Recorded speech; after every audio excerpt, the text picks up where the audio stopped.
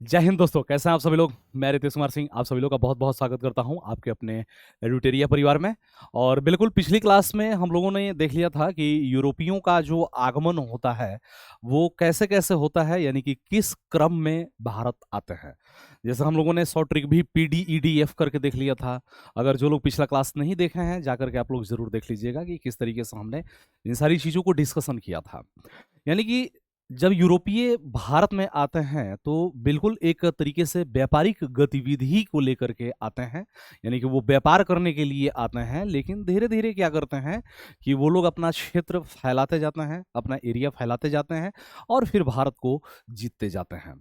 भारत को जीतते इसलिए जाते हैं कि भारत को जीतने के पीछे का उनका ये रहता है कि जब वो लोग आते हैं तो आते तो व्यापार करने के लिए हैं, लेकिन उन्होंने जब देखा कि भारतीय जो लोग हैं या जो यहाँ के जो प्रिंसली स्टेट्स हैं उनमें आपस में ही लगातार युद्ध हो रहे हैं and they are involve in the wars. तो जब उन्होंने ये देखा कि हम युद्ध मतलब भारतीय लोग युद्ध में इन्वॉल्व हैं और यहाँ तक कि हर एक राजा अपने दूसरे प्रतिद्वंदी को हराने के लिए यूरोपीय शक्तियों की मदद भी लेता है और उनकी सहायता से अपने पड़ोसी को हराता भी है। तो अब ऐसी स्थिति में उन्होंने ये जो राजनीतिक डिसइंटीग्रेशन था या जो विशृंखलता थी, इसका इन्होंने फायदा उठाया और फायदा उठा करके धीरे धीरे उन्होंने भारत को जीतना शुरू किया और अपना साम्राज्य स्थापित कर लिया। इसी कड़ी में आज हम देखेंगे कि किस तरीके से उन्होंने पूरे भारत को धीरे धीरे करके कब्जा किया और क्या क्या उनका तरीका रहा, किस तरीके से उन्होंने क्या क्या चीजें की, उसके बारे में हम लोग आज डिस्कशन करेंगे। उससे पहले वहां पे हम लोग बढ़े, इससे पहले हम देख लेते हैं कुछ क्षेत्रीय राज्य और इन क्षेत्रीयों और क्षेत्रीय राज्य के जो संस्थापक हैं उनके बारे में भी हम लोग यहाँ पे थोड़ा सा चीजें डिस्कशन कर लेंगे। यहाँ पे देखिए, अपने शासकों के साथ प्रांत, यानी कि जब हम बात करेंगे अवध जैसे स्थान, ये क्या है तो ये है प्लेस। ठीक है, ये क्या है, ये स्थान या प्लेस की हम यहाँ पे बात करते हैं कि किस क्षेत्र की बात हम करेंगे तो प्लेस, यानी कि ये कौन सा क्षेत्र था या एरिया। शासक यानी कि रूलर नेम, तो रूलर नेम यहां से सीधे सीधे आपके एग्जाम में क्वेश्चंस पूछे जाएंगे बिहार दुर्गा को लेकर के कि जैसे मान लीजिए अवध, अवध की बात करेंगे तो अवध का संस्थापक कौन था। तो जब हम अवध की बात करेंगे तो शहादत खां बुरहान मुल्क। ठीक है, सादत खां, सादत खां बुरहान मुल्क, बुरहान उल मुल्क। ठीक है, यानी कि सादत खां बुरहान मुल्क जो था इसका क्या था तो इसका संस्थापक था, किसका, अवध का। फिर यहाँ पे हम आगे बढ़ेंगे तो यहाँ पे देखिए आपके सामने जो अगला नाम है वो है हैदराबाद। इन सब के बारे में हमें पढ़ना है धीरे धीरे। हैदराबाद की बात करेंगे तो आसफ खां या आसफ या चिनकिलिच खां। ठीक है, निजामुल मुल्क आसफ जां या चिनकिलिच खां, कौन है ये, चिनकिलिच खां या निजामुल मुल्क आसफ जां। ठीक है, ये हैदराबाद का संस्थापक है। हम मैसूर की बात करेंगे तो मैसूर, मैसूर का संस्थापक कौन है तो हैदर अली, इसके बारे में भी हमें डिस्कशन करना है। हैदर है, कौन है तो हैदर है, हैदर अली है। बंगाल के बारे में बात करेंगे तो बंगाल का संस्थापक कौन है तो बंगाल का संस्थापक मुर्शिद, मुर्शिद कुली खां हमें दिखाई देता है, मुर्शिद कुली खां। कर्नाटक की बात करेंगे तो सादुतुल्ला खां था। कर्नाटक की स्थापना कौन किया तो कर्नाटक सादुतुल्ला खां, सादुतुल्ला खां, सादुतुल्ला खां जिसने कर्नाटक की स्थापना की। और बात करेंगे हम पंजाब का तो पंजाब की स्थापना किसने किया तो पंजाब की स्थापना रणजीत सिंह। ठीक है, रणजीत सिंह। जब हमने मेडिवल पढ़ाया था उसमें भी हमने डिस्कशन किया था कि जो पंजाब है उसमें हमने सिख धर्म के बारे में पढ़ा था। गुरु नानक देव जो थे सिखों के पहले गुरु थे, 10 गुरु के बारे में हमने डिस्कशन किया था। गुरु गोविंद सिंह जी जो थे वो अंतिम गुरु थे। तो उसके बाद जब गुरु की परंपरा समाप्त हो जाती है तो फिर हमें कौन दिखाई देता है, बंदा बहादुर। ठीक है, बंदा बहादुर की कर्पूर सिंह ने मतलब कि राजनीतिक तौर पे सिखों को इकट्ठा किया। इसके बाद जो सिख थे वो मिसल में तब्दील हो गए और 12 मिसल में से, उन्हीं 12 मिसल में से रणजीत सिंह जो थे वो सुकरचकिया मिसल से संबंधित थे। यानी कि सुकरचकिया मिसल से संबंधित हमें कौन दिखाई देता है? तो रणजीत सिंह थे, जिन्होंने पंजाब के क्षेत्र में शासन किया। फिर कर्नाटक, आज ही हम लोग देखेंगे कर्नाटक युद्ध सब कुछ। फिर बंगाल, मैसूर, हैदराबाद, अवध, इन सब के बारे में हम लोग पढ़ेंगे, जहां पे जैसे जिस चीज की हमें जरूरत पड़ेगी आपके दरोगा के एग्जाम को ध्यान में रखते हुए we will discuss that thing. अब यहां पे समझिए कि ये छोटे छोटे राज्य क्यों निकल करके आए भाई। तो 1707 ईस्वी में हमने ये देखा कि औरंगजेब की मृत्यु हो जाती है, ठीक है। यानी कि अपने शासकों के साथ प्रांत, यानी कि province, province with their rulers, rulers यानी कि अपने शासकों के साथ प्रांत। हमने ये देख लिया है कि 1707 ईस्वी में औरंगजेब की मृत्यु हो जाती है। क्या हो जाती है? तो औरंगजेब की मृत्यु हो जाती है, यानी कि डेथ ऑफ औरंगजेब, औरंगजेब यानी कि औरंगजेब की मृत्यु हमें दिखाई देती है 1707 ईस्वी में। इसके बाद लेटर मुगल डायनेस्टीज या जो लेटर मुगल पीरियड है वो शुरू होता है, और औरंगजेब के बाद जितने भी मुगल वंश के जो शासक थे वे सभी कमजोर थे।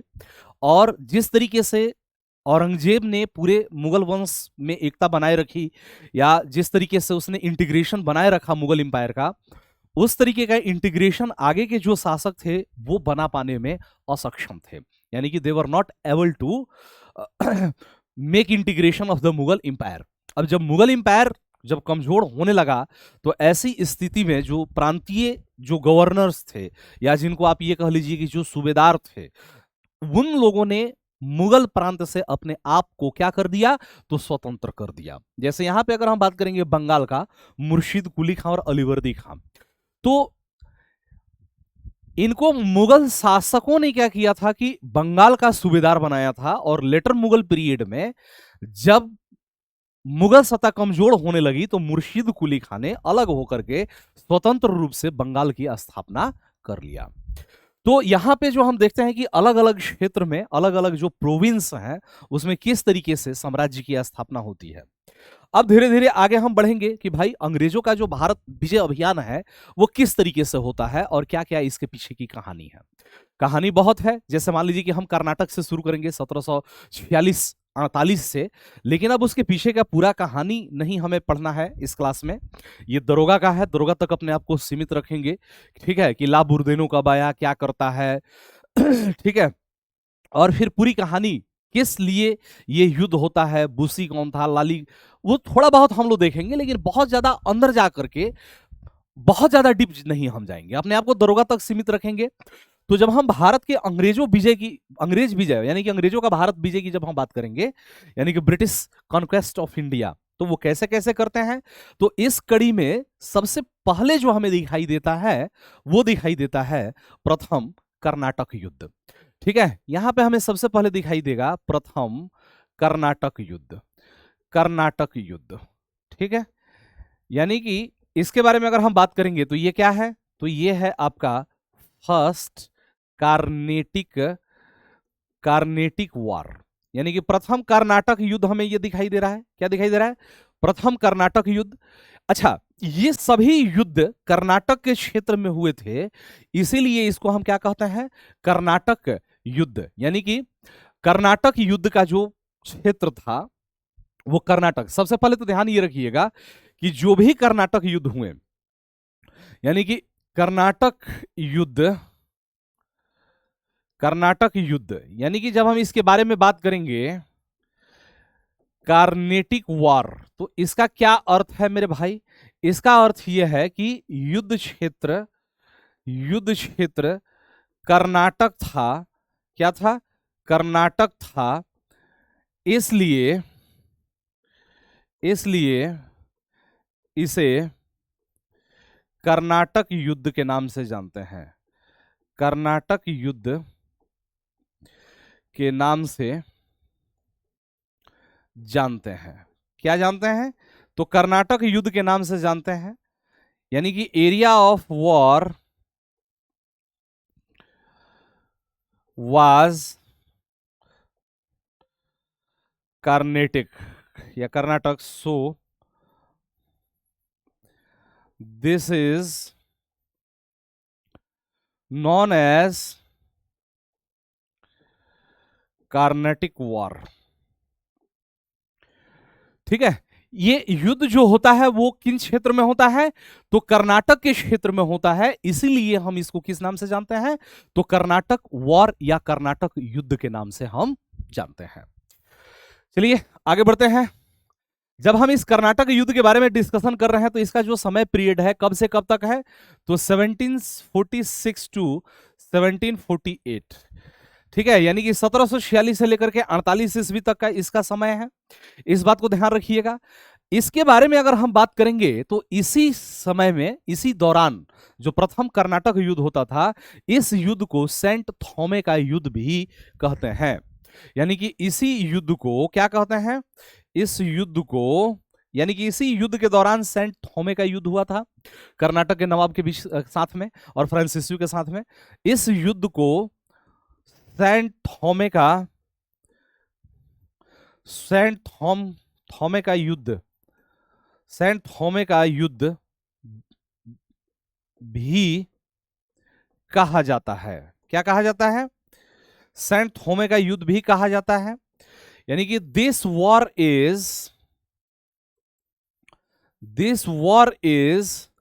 नॉन एज द वॉर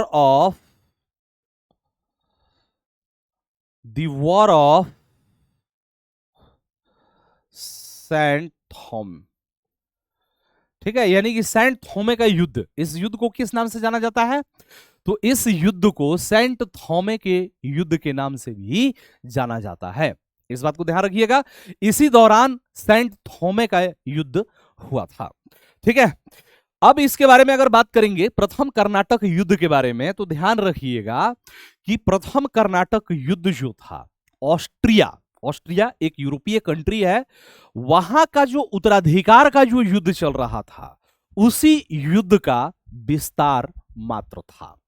ठीक है, यानी कि वहां पे लड़ रहे थे ब्रिटेन और फ्रांस। कर्नाटक युद्ध में हमेशा ब्रिटेन और फ्रांस लड़े हैं, तो ये लोग वहां पे भी लड़ रहे थे, तो उसका प्रभाव कहां पे दिखाई देता है, भारत में भी दिखाई देता है। तो प्रथम कर्नाटक युद्ध,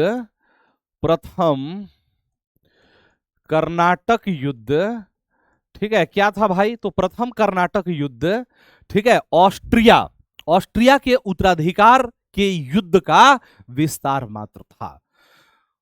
ऑस्ट्रिया के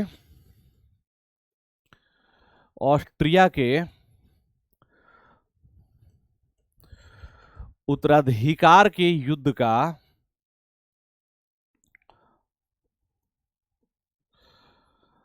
विस्तार मात्र था। ठीक है, यानी कि फर्स्ट कर्नाटक वार,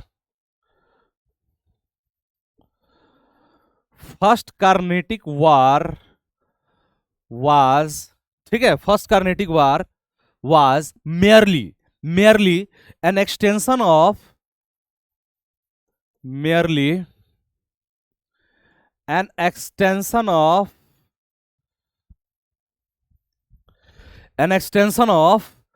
ठीक है, merely war of the extension of the war of Austrian succession, extension of the war of,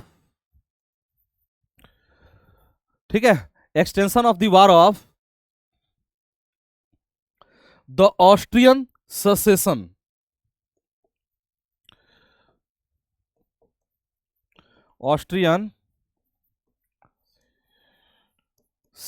यानी कि इसका जो उत्तराधिकार, यानी कि यूरोपीय कंट्री है ऑस्ट्रिया, उसमें उत्तराधिकार को लेकर के युद्ध चल रहा था। तो वहां पे ब्रिटेन और फ्रांस दोनों उलझे हुए थे, और उसी का प्रभाव हमें यहां पे भी दिखाई देता है। और ये क्या था, तो ऑस्ट्रिया के उत्तराधिकार का जो युद्ध था, उसका मात्र और मात्र विस्तार था। इसके बारे में बात करेंगे तो प्रथम जो कर्नाटक युद्ध है, यानी कि यह युद्ध एक्स ला शापेल की संधि के द्वारा समाप्त होता है। यह युद्ध समय और किस संधि के द्वारा समाप्त होता है, ये जरूर याद रखिएगा। यह युद्ध एक्स ला शापेल की संधि के द्वारा समाप्त होता है। ठीक है, यानी कि this war came to and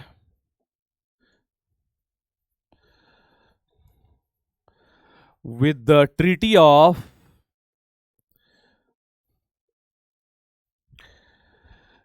x la Chapelle. ठीक है, यानी कि कौन सा, तो एक्स ला शापेल के संधि के द्वारा यह युद्ध समाप्त होता है। ठीक है, कौन सी संधि है, तो एक्स ला शापेल की संधि के द्वारा। ये आप सभी लोग जरूर ध्यान रखिएगा, प्रथम कर्नाटक युद्ध के बारे में हमने यहां पे डिस्कशन किया। इसके बाद जो द्वितीय कर्नाटक युद्ध होता है 1748 के बाद, एक साल का गैप रहता है, 49 ईस्वी में शुरू हो जाता है। ठीक है, द्वितीय कर्नाटक युद्ध, अब हम बात करेंगे द्वितीय कर्नाटक युद्ध के बारे में। प्रथम कर्नाटक युद्ध हमने पढ़ लिया, अब आइए द्वितीय कर्नाटक युद्ध। ठीक है, द्वितीय कर्नाटक युद्ध, द्वितीय कर्नाटक युद्ध, ध्यान से देखिएगा, हम बात कर रहे हैं सेकेंड कार्नेटिक वॉर। द्वितीय कर्नाटक युद्ध के बारे में हम लोग यहां पे डिस्कशन करेंगे आज। और द्वितीय कर्नाटक युद्ध की बात करेंगे तो इसका समय 1749 से लेकर के 54 ईस्वी तक का समय है। कब से कब तक, तो 1749 से लेकर के 54 ईस्वी। ठीक है, यानी कि 1749 टू 54 एडी। इसके बारे में अगर बात करेंगे तो ये यहां पे देखिए थोड़ा सा, जब हम दो स्थिति की बात करते हैं, एक कर्नाटक और दूसरा हैदराबाद। ठीक है, हैदराबाद, कर्नाटक, इसमें आपको कई सारे नाम दिखाई देंगे, उन सभी नामों को मैं यहां पे नहीं बताने जा रहा हूं, सिर्फ सुन लीजिए क्या क्या घटनाक्रम हुआ था, अपने दरोगा के पेपर के लिए जरूरी नहीं है। अनवरुद्दीन यहां पहले से ही कर्नाटक का नवाब था, जो शासक करता आ रहा था। ठीक है, उसका दामाद जो था चंदा साहब जो था, वो शासक बनना चाहता था। ठीक है, और उसी समय यहां पे हैदराबाद में क्या हुआ था कि जो उसका निजाम था उसकी मृत्यु हो गई, तो वहां पे मुजफ्फर जंग और सलावत जंग, चलिए नाम लिख देता हूं, मुजफ्फर जंग और सलावत जंग, मुजफ्फर जंग, ठीक है, वर्सेस सलावत जंग, इनके बीच में ये युद्ध हो रहा था। मुजफ्फर जंग वर्सेस सलावत जंग,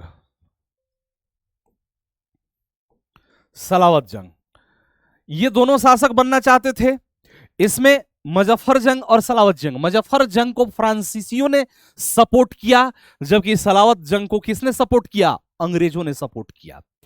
कर्नाटक में अनवरुद्दीन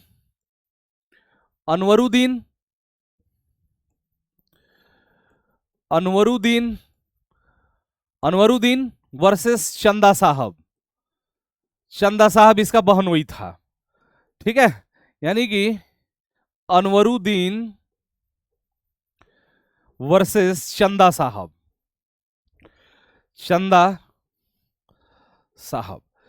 ये मुजफ्फर जंग और चंदा साहब, इन दोनों को कौन सपोर्ट कर रहा था, तो इन दोनों को फ्रांसीसी सपोर्ट कर रहे थे। क्योंकि जाहिर सी बात है, जब फ्रांसीसी सपोर्ट करेंगे और ये शासक बनेंगे, चंदा साहब कर्नाटक में और मुजफ्फर जंग हैदराबाद में, जब ये शासक बनेंगे तो ये लोग फ्रांसीसी कंपनी के लिए कुछ सहूलियत देंगे। तो फ्रांस में यहां पे जो फ्रांसीसी गवर्नर है डुप्ले हम जिसको कहते हैं, डुप्ले के नाम से जानते हैं, उसने क्या किया कि इंटरनल मैटर में जो रजवाड़े थे उनके इंटरनल मैटर में इंटरफेयर किया और उस इंटरफेयर से बहुत सारी सहूलियतें प्राप्त की, उनके साथ कुछ समझौता किया। तो आगे जब हम चल करके सहायक संधि की बात करेंगे, सब्सिडियरी अलायंस की बात करेंगे, तो भारत में जो सब्सिडियरी अलायंस है या जो सहायक संधि है उसका जन्मदाता हमें डुप्ले ही दिखाई देता है। लेकिन हम जिस सहायक संधि के बारे में बात करते हैं उसमें किसका नाम आता है, तो वेलेजली का आता है। यानी कि वेलेजली की अगर बात करेंगे तो वेलेजली ने सहायक संधि मतलब भारत में व्यापक पैमाने पे एग्जीक्यूट किया, उसके माध्यम से अपना एक्सपेंशन किया। लेकिन जब हम सहायक संधि की बात करते हैं तो उसको दिया किसने था, तो डुप्ले। तो फ्रांसीसी का समर्थन, यानी कि फ्रांसीसी कंपनी का समर्थन था, ठीक है, यानी कि सपोर्टेड बाय फ्रेंच, ठीक है, सपोर्टेड बाय फ्रेंच कंपनी, ठीक है, इन दोनों को। और जाहिर सी बात है कि इनका स्थिति देख करके ब्रिटेन भी अनवरुद्दीन को समर्थन दे रहा था और इधर सलावत जंग को दे रहा था। बाद में अनवरुद्दीन मारा गया और इसका जो लड़का था दोस्त अली, वो भाग करके मोहम्मद अली दोस्त अली नहीं, मोहम्मद अली, वो भाग करके त्रिचनापल्ली चला गया, ठीक है। तो यहां पे दोनों जगह पे चंदा साहब, ठीक है, चंदा साहब और मुजफ्फर जंग, चंदा साहब और मुजफ्फर जंग, इन दोनों की ही क्या होती है, तो यहां पे सरकार बनती है। यानी कि कर्नाटक में अनवरुद्दीन जो होता है वो हार जाता है, चंदा साहब नवाब बनता है, जबकि हैदराबाद में कौन नवाब बनता है, तो हैदराबाद में मुजफ्फर जंग बनता है। इस बात को आप सभी लोग ध्यान रखिएगा। We are discussing here about the Karnataka war, second Karnataka war.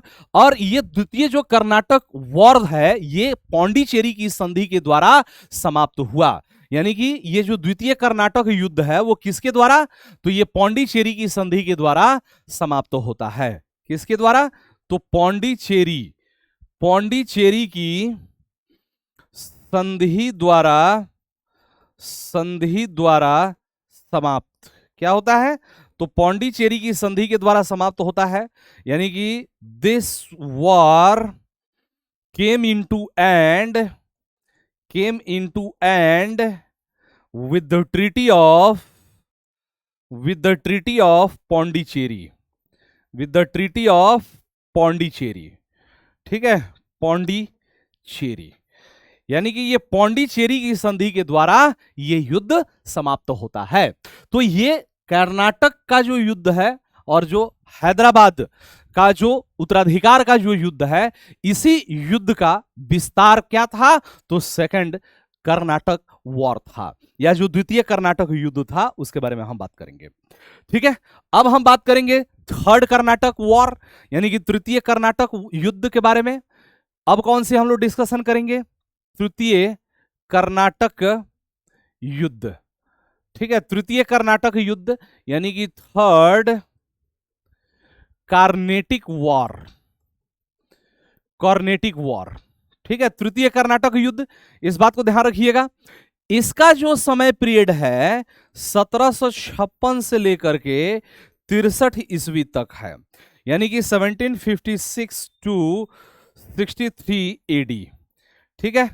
और ये ध्यान रखना है, थोड़ा सा ध्यान रखिएगा, आप सभी लोग ध्यान रखिएगा, ये यही समय है, यहां पर देखिए 1756 से 63, ठीक है, ये वो समय है अमेरिका का, मतलब अमेरिका में भी, अमेरिका कहां की हम बात करेंगे, तो यूनाइटेड स्टेट्स ऑफ अमेरिका, ठीक है,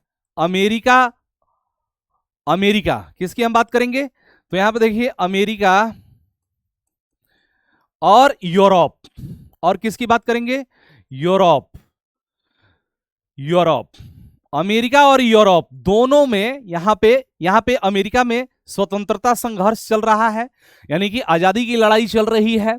और यहां पे यूरोप में भी और अमेरिका में भी ब्रिटेन के और फ्रांस के बीच में सप्तवर्षीय युद्ध होता है। क्या होता है, तो सप्तवर्षीय युद्ध होता है। क्या होता है, तो सप्तवर्षीय युद्ध, ध्यान से देखिएगा क्या होता है, तो सप्तवर्षीय युद्ध यानी कि 7 ईयर वॉर होता है। इस सप्तवर्षीय युद्ध, ध्यान से देखिएगा, ये हमारा समय क्या है, 1756 से 63। इसके पहले भी हमने द्वितीय कर्नाटक युद्ध के बारे में डिस्कशन कर लिया था, 1749 से लेकर के 54 ईस्वी तक। तो अब ब्रिटेन और फ्रांस अमेरिका में भी लड़ रहे हैं, यूरोप में भी लड़ रहे हैं, उसका प्रभाव भारत में भी दिखाई दे रहा है कर्नाटक के क्षेत्र में, और उसी का प्रभाव आपको बंगाल में भी दिखाई देगा। ये वही समय है कि जब बंगाल में आप देखेंगे कि जब फोर्ट विलियम का, ठीक है, जब फोर्टिफिकेशन ब्रिटेन के द्वारा किया जाता है, और जो चंद्रनगर है उसका जो फोर्टिफिकेशन जो है वो किसके द्वारा, तो वो जब फ्रांसीसियों के द्वारा किया जाता है, और जब सिराजुद्दौला ने उनको रोकने के लिए कहा, बोला कि अब आप लोग रुक जाइए चंद्रनगर और उसका फोर्ट विलियम का, तो फ्रांसीसी तो मान गए लेकिन अंग्रेज नहीं माने।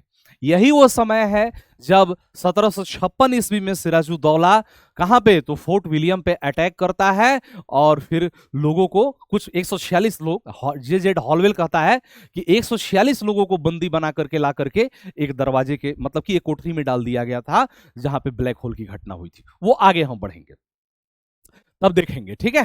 तो यहां पर देखिए, तो यूरोप और अमेरिका में सप्तवर्षीय युद्ध चल रहा है, उसी का विस्तार हमें कहां पे दिखाई देता है, तो तृतीय कर्नाटक युद्ध में भारत में भी हमें दिखाई देता है।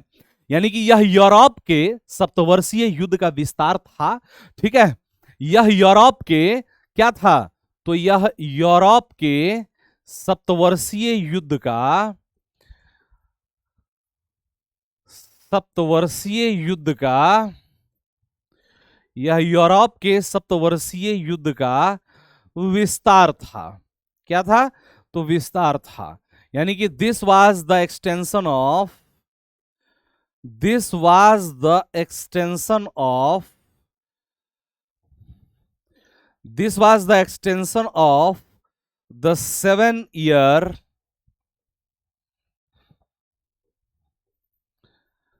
वॉर ऑफ यूरोप, ठीक है। यानी कि यूरोप के जो सप्तवर्षीय युद्ध थे उसका विस्तार था। हाँ, ये लोग अमेरिका में भी लड़ रहे थे आपस में, इसमें कोई डाउट नहीं है, ठीक है। तो ये क्या था, तो सप्तवर्षीय युद्ध का विस्तार था। इससे आगे हम बढ़ेंगे तो इसी युद्ध के दौरान, इसी युद्ध के दौरान, यानी कि थर्ड कार्नेटिक वार के दौरान ही 1760 ईस्वी में वांडियावास का युद्ध होता है, ठीक है। यानी कि इसी युद्ध के दौरान, इसी युद्ध के दौरान क्या होता है, तो इसी युद्ध के दौरान 1760 ईस्वी में वांडियावास का युद्ध होता है। वांडियावास का युद्ध होता है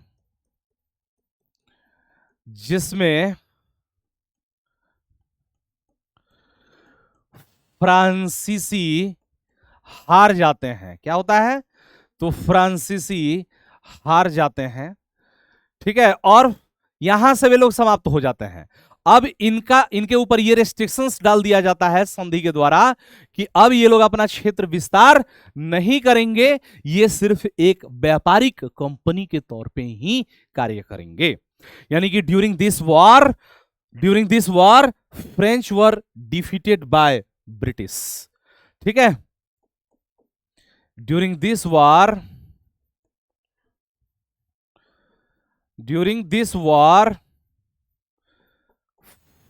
French were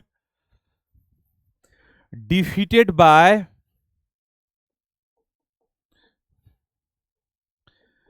British in the Battle of Wandiyawas.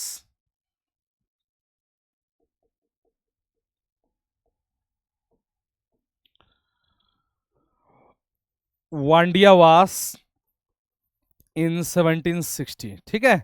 1760 ईस्वी में वांडियावास के युद्ध में क्या होता है, तो 1760 ईस्वी में ये लोग हार जाते हैं फ्रेंच, और यहां से आप देखेंगे कि फ्रांसीसी सिर्फ एक व्यापारिक कंपनी बन करके रह जाते हैं, ठीक है। यानी कि फ्रांसीसी केवल एक व्यापारिक, केवल एक व्यापारिक कंपनी बनकर रह जाते हैं। ठीक है, यानी कि French became only a merchant company. ठीक है, यानी कि French became only a merchant company. यानी कि क्या होता है, तो सिर्फ एक व्यापारिक कंपनी बनकर के कौन, तो फ्रांसीसी रह जाते हैं। ठीक है, यानी कि एक व्यापारिक कंपनी बनकर के रह जाते हैं कौन, तो हम यहां पे बात करेंगे फ्रांसीसी। क्लियर।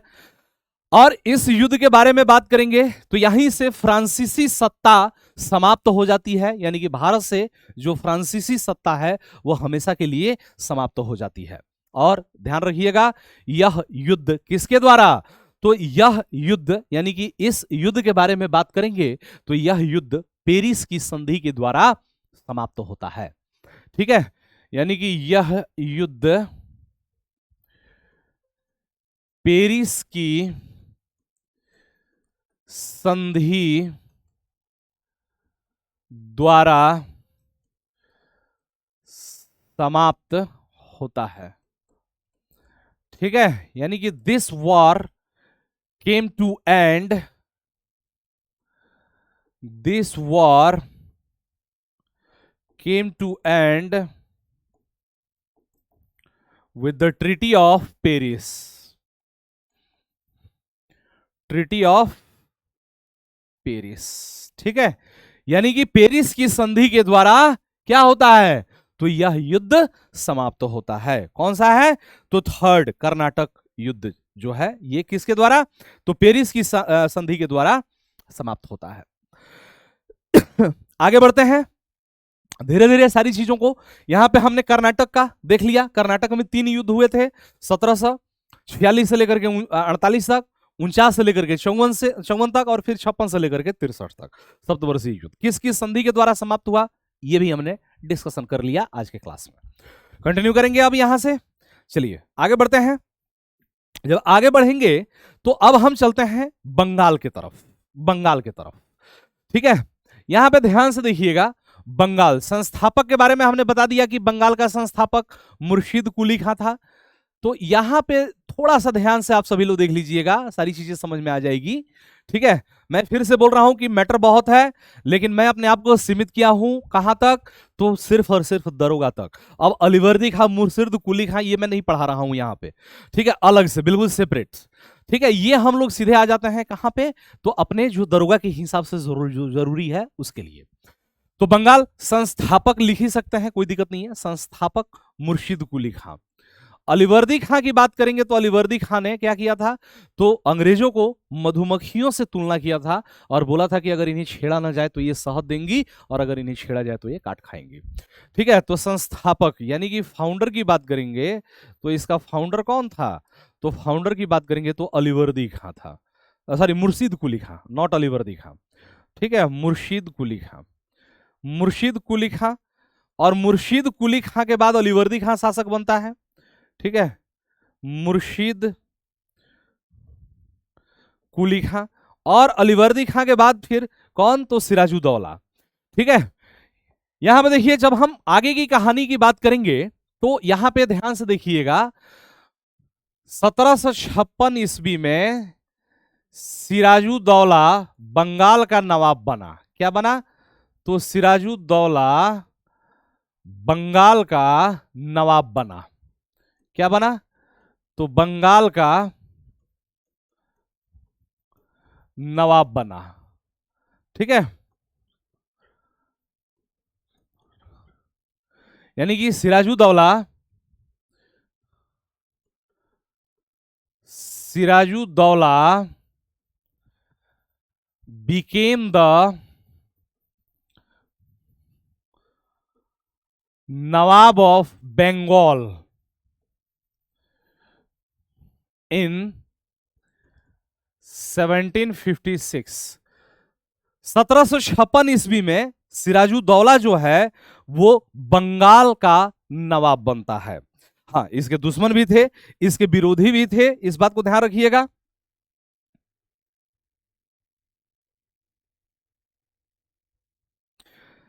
ठीक है, यही सब कारण है कि हमें क्या होता है,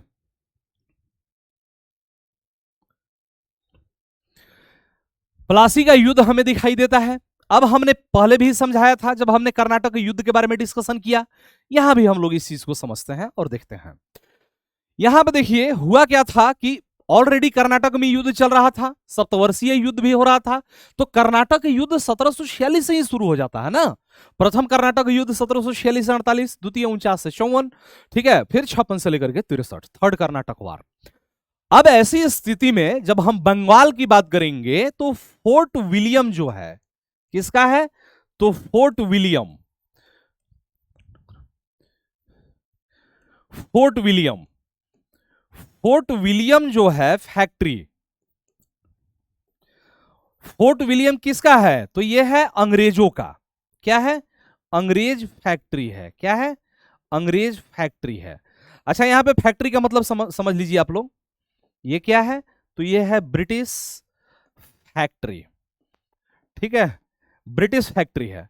फैक्ट्री का मतलब आप लोग समझ लीजिए, जब हम यहां पे फैक्ट्री की बात करते हैं तो यहां पे फैक्ट्री का मतलब यह है कि वो स्थान जहां पे, चूंकि यूरोपीय जो थे या जो भी यूरोपीय कंपनी थी भारत में किस लिए आई थी, तो व्यापार करने के लिए आई थी, यानी कि they came to India for trade.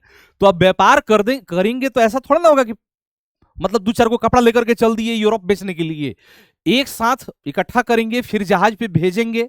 तो ये धीरे धीरे माल इकट्ठा करते थे जहां तहां से। तो ये जो माल इकट्ठा करते थे और जहां पे रखते थे उसी को फैक्ट्री के नाम से जाना गया। किसके नाम से जाना गया, तो उसी को फैक्ट्री के नाम से जाना गया। अभी वर्तमान समय में अगर हम फैक्ट्री के कंसेप्ट को देखेंगे तो फैक्ट्री वो प्लेस होता है जहां पे प्रोडक्शन का कार्य किया जाता है। बट एट दैट टाइम जब हम बात कर रहे हैं फैक्ट्री का, तो यहां पे प्रोडक्शन का कार्य नहीं किया जा रहा है, यानी कि that is not the place where the production is going on.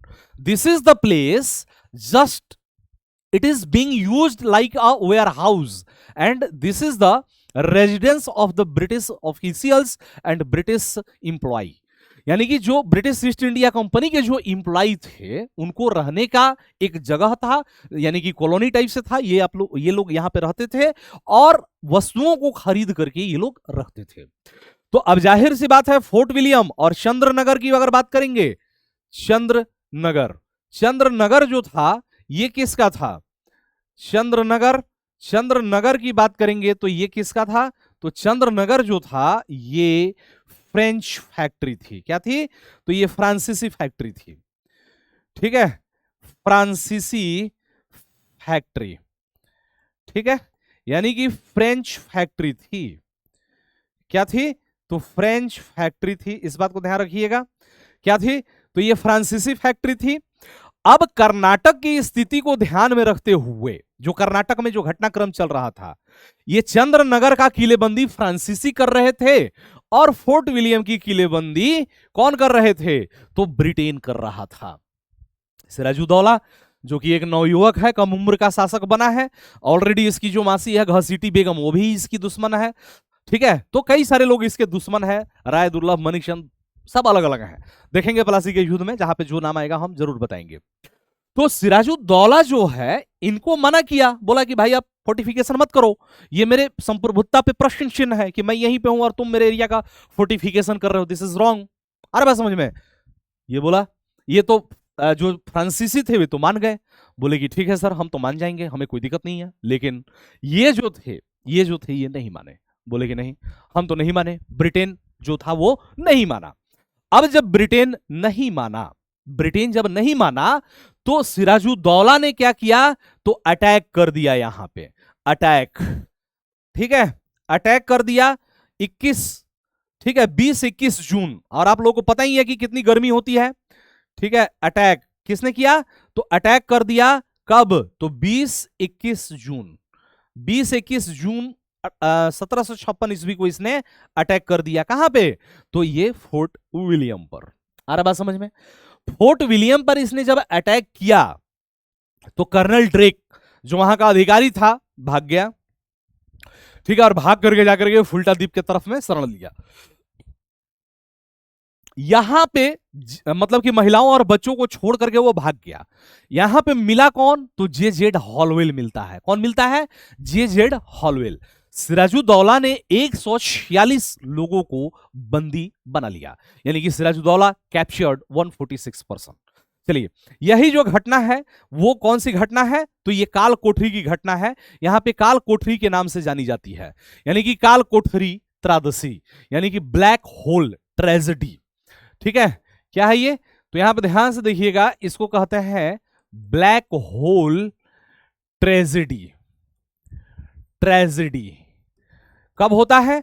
तो 20 to 21 जून 1756 इट हैपेंड। ठीक है, गर्मी का दिन है, ऑलरेडी आप लोगों को पता है कि भीषण गर्मी होती है जून वून में। ऐसी स्थिति में ये क्या करता है? ऐसी काल कोठरी त्रासदी, ध्यान रखिएगा, जेजेड हॉलवेल के अनुसार इस घटना में 146 में से सिर्फ 23 लोग अगले दिन जिंदा बचे थे। ठीक है, जे जेड हॉलवेल के अनुसार, हॉलवेल के अनुसार 146 लोगों में से मात्र 23 लोग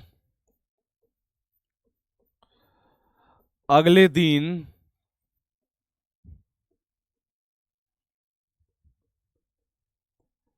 जिंदा बचे थे।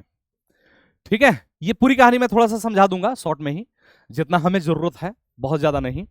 ठीक है, यानी कि according to J Z Holwell, ठीक है, अकॉर्डिंग टू जे, ठीक है, जे जेड हॉलवेल, हॉलवेल, ठीक है, J Z Holwell, only 23 out of 146, only 23 out of 146, ठीक है, out of 146 people in this incident,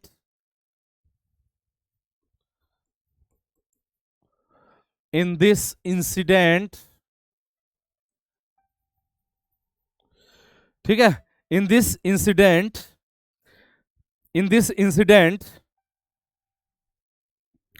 were left alive the next day, were left alive, were left alive the, were left alive the next day, यानी कि अगले दिन कितने? तो अगले दिन सिर्फ और सिर्फ 23 बचे। कितने में से? तो 146 में से।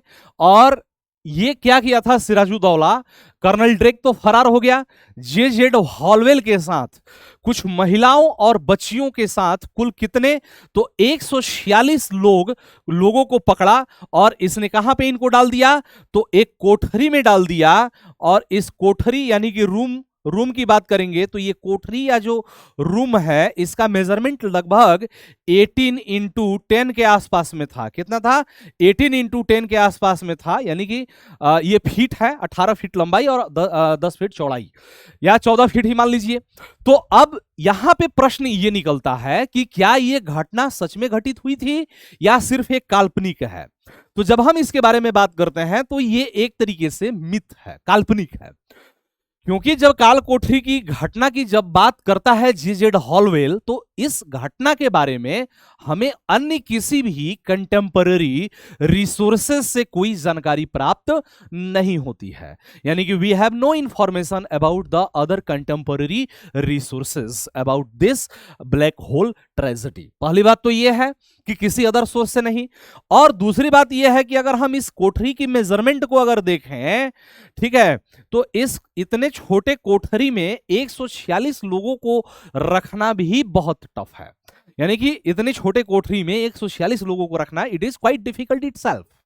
लेकिन अगर जे जेड हॉलवेल ये बात कहता है तो वो सिर्फ इसलिए कहता है कि जो ब्रिटिश कंपनी है, जो ब्रिटिश सत्ता है, वो अपना बदला निकाले किसके साथ, तो नवाब के साथ, यानी कि रिएक्शन दिखाए और रिएक्शनरी जो एक्टिविटी है उसको करे और फिर क्या करे, तो इसको कब्जा करे, यानी कि वो रिएक्शनरी एक्टिविटी को दिखाने की बात करता है।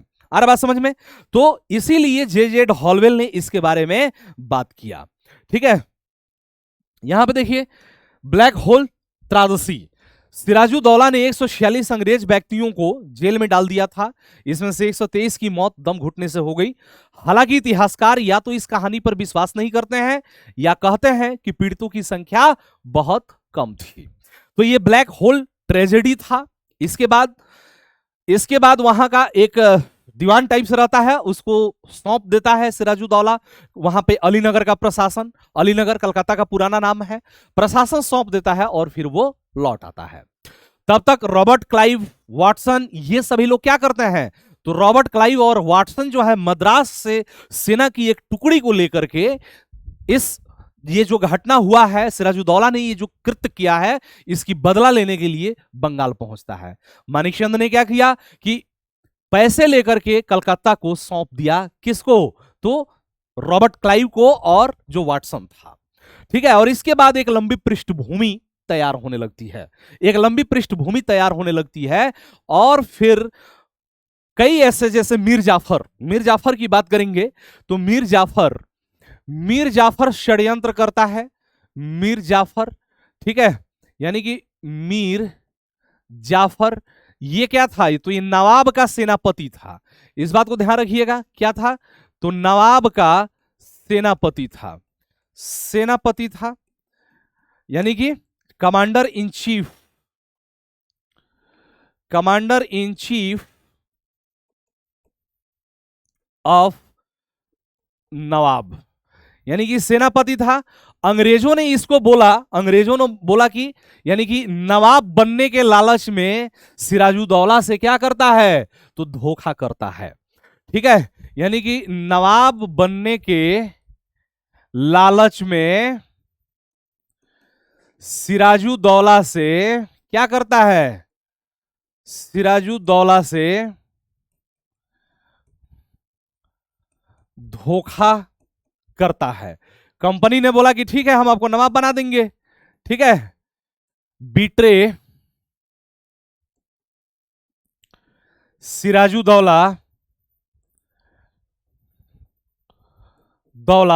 इन ग्रीड ऑफ बीइंग नवाब, यानी कि नवाब बनने के लालच में ये क्या करता है, तो सिराजुद्दौला से ये धोखा करता है। ठीक है, इसके अलावा मनिकचंद, फतेहचंद, ठीक है, राय दुर्लभ, ये सब इनके साथ थे। ठीक है, प्लस राय दुर्लभ,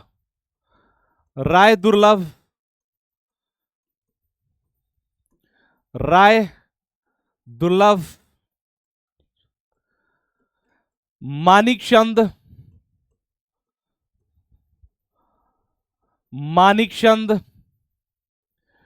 फतेहचंद,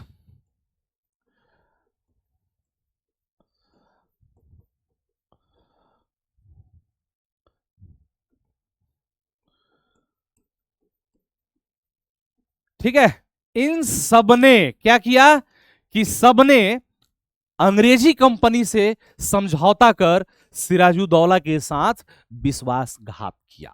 सबके अपने अपने लालच थे, बाकी सब कथा कहानी देखेंगे एप्लीकेशन की क्लास में या बीपीएससी में, जरूरत नहीं है, तो फिर टाइम ज्यादा कंज्यूम करने से क्या ही फायदा है। ठीक है, तो यहां पे देखिए सबने कंपनी से समझौता कर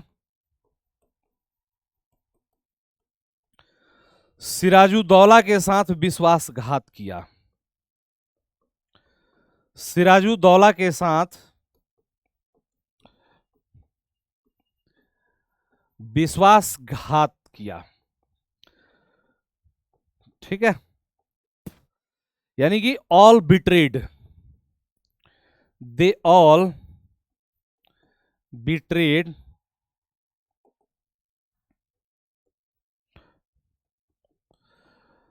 सिराजुद्दौला। ठीक है, यानी कि इन सब ने क्या किया, तो विश्वासघात किया। ठीक है, राय दुर्लभ, मणिकचंद, फतेहचंद, इन सब ने क्या किया? तो इन सब ने विश्वासघात किया और यह समझौता पहले ही हो चुका था कंपनी के साथ नवाब के खिलाफ। आ रहा बात समझ में? नवाब के खिलाफ समझौता हो चुका था। कमांडर इन चीफ जब धोखा दे रहा है तो ये जो बैंकर हैं ये तो धोखा देंगे ही देंगे, जो अन्य अधिकारी हैं वो तो धोखा देंगे ही देंगे। नवाब को भी इस बात की जानकारी थी कि ये लोग धोखा दे रहे हैं, लेकिन नवाब ने इनके खिलाफ कठोर कदम नहीं उठाया। तो सिराजुद्दौला के भी हारने के पीछे का ये कारण रहा था। अब इसके बाद जब पृष्ठभूमि तैयार हो जाती है, जब पृष्ठभूमि तैयार हो जाती है तो फिर हमें क्या दिखाई देता है? तो हमें दिखाई देता है प्लासी का युद्ध। क्या दिखाई देता है? तो प्लासी का युद्ध। यहां पे ध्यान से देखिएगा, प्लासी का युद्ध, ठीक है, यानी कि battle of Plassey. Battle of Plassey, battle of Plassey, Plassey का युद्ध हमें कब दिखाई देता है? तो प्लासी के युद्ध की बात करेंगे तो 23 जून 1757 ईस्वी को होता है। कब होता है यह समय याद रखिएगा, 23 जून 1757 को होता है, ठीक है, यानी कि 23 जून 1757, 23 जून 1757, यानी कि 23 जून 1757 का प्लासी का युद्ध होता है, ठीक है। किसके किसके बीच में? तो बंगाल के नवाब सिराजुद्दौला की मतलब कि सिराजुद्दौला की सेना और रॉबर्ट क्लाइव के नेतृत्व में ईस्ट इंडिया कंपनी की सेना के बीच लड़ाई हुआ, ठीक है। बंगाल का नवाब सिराजुद्दौला की सेना, सिराजुद्दौला की सेना, ठीक है, यानी कि आर्मी ऑफ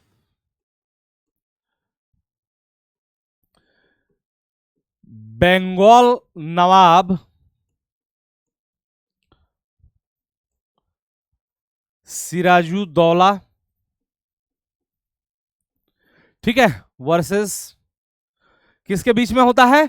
तो यहां पे ध्यान से देखिएगा, रॉबर्ट क्लाइव के नेतृत्व वाली ईस्ट इंडिया कंपनी के सेना, ठीक है, रॉबर्ट क्लाइव के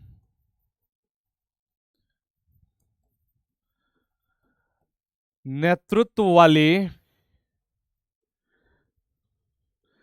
रॉबर्ट क्लाइव के नेतृत्व वाली ईस्ट इंडिया कंपनी की सेना, यानी कि army of east India company under the leadership of Robert Clive, ठीक है, यानी कि रॉबर्ट क्लाइव की सेना के बीच में यह युद्ध होता है, यानी कि रॉबर्ट क्लाइव के नेतृत्व वाली ईस्ट इंडिया कंपनी की सेना के बीच में और बंगाल का नवाब सिराजुद्दौला की सेना के बीच में युद्ध होता है। अब आप खुद ही सोच करके बताइए, ऑलरेडी धोखा हो चुका है, पहले से युद्ध का परिणाम घोषित हो चुका था, ठीक है, पहले से ही युद्ध का परिणाम घोषित हो चुका था। ये तो बस एक नाटक था कि आ जाइए मार्केट में, हाय हाय हाय होय होय होय कर लेते हैं और फिर अंतिम रूप से हमें क्या करना है? तो हमें हार ही जाना है। आ रहा बात समझ में? तो अंतिम रूप से ये हार ही जाते हैं। यहां पे ये ध्यान रखिएगा।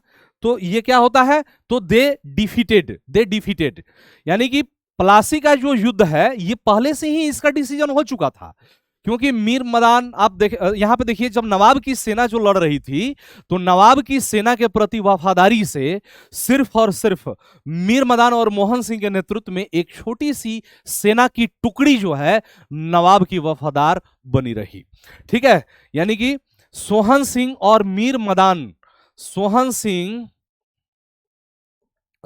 सिंह और मीर मदान के नेतृत्व में, मीर मदान के नेतृत्व में सेना की एक छोटी सी टुकड़ी, सेना की एक छोटी सी टुकड़ी नवाब की वफादार बनी रही,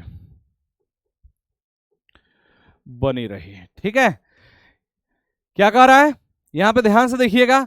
तो सोहन सिंह और मीर मदान, सोहन सिंह और मीर मदान के नेतृत्व में सेना की एक छोटी सी टुकड़ी, ठीक है, नवाब की वफादार बनी रही। ठीक है, ये मतलब कि ए स्मॉल आर्मी, यहां पर मैं लिख देता हूं ए स्मॉल आर्मी, यहां पे मैं लिख देता हूं, देखिए a small army under the leadership, under the leadership of Mir Madan and Mohan Singh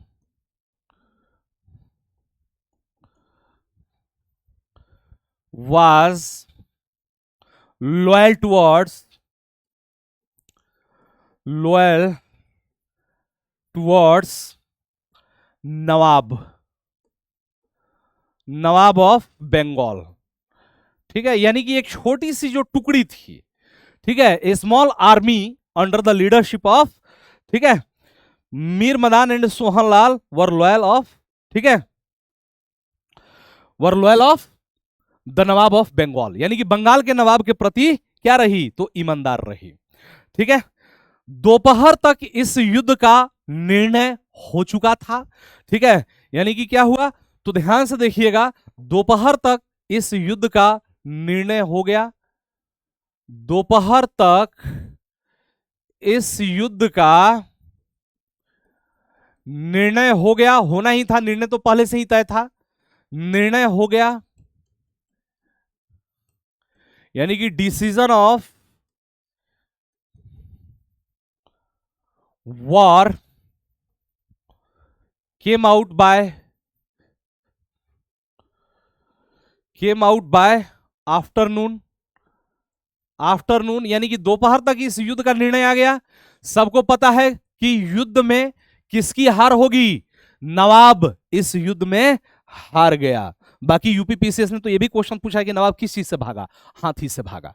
ठीक है, यानी कि नवाब युद्ध में हार गया। ठीक है, नवाब युद्ध में हार गया। ठीक है, यानी कि नवाब लॉस द वॉर। ठीक है, युद्ध में हार गया, इस बात को ध्यान रखिएगा। ठीक है, मीर जाफर के बेटे मीरन ने नवाब की हत्या करवा दी। ठीक है, यानी कि मीर जाफर का लड़का कौन था, मीरन ने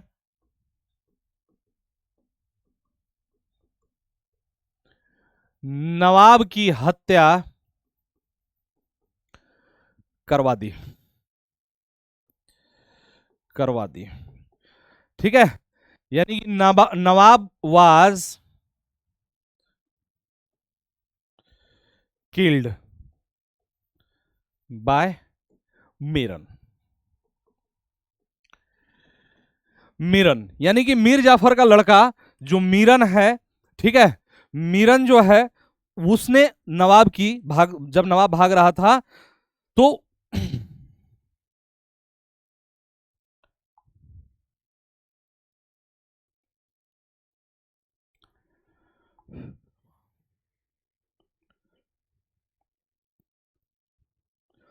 बस 1 मिनट का समय दे दीजिए, थोड़ा पानी वानी पी लूं। ठीक है, तो यहां पे ध्यान से देखिएगा, मीरन जो भाग रहा था उसकी हत्या करवा दिया गया।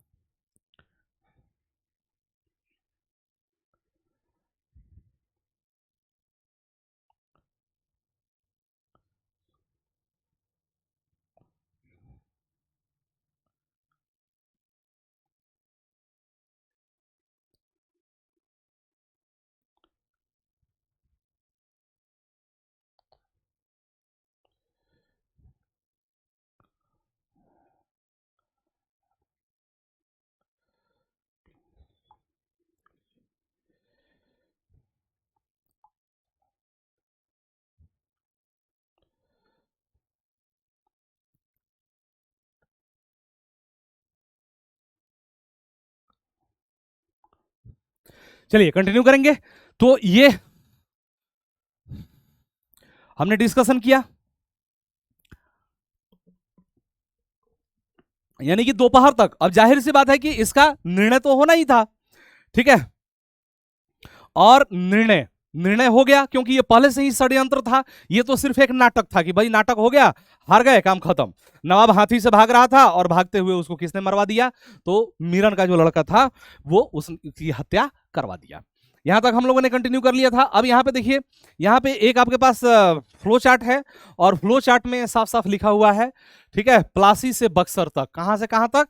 तो प्लासी से बक्सर तक, ठीक है, फ्रॉम प्लासी टू बक्सर, ठीक है। यहां पे ध्यान से देख लीजिएगा, क्या है? प्लासी से बक्सर तक, प्लासी से बक्सर तक, बक्सर तक, फ्रॉम प्लासी टू बक्सर, ठीक है। एक फ्लो चार्ट के माध्यम से यहां पे थोड़ा सा आप सभी लोग चीजों को समझ लीजिए कि क्या है, कैसे है, ठीक है।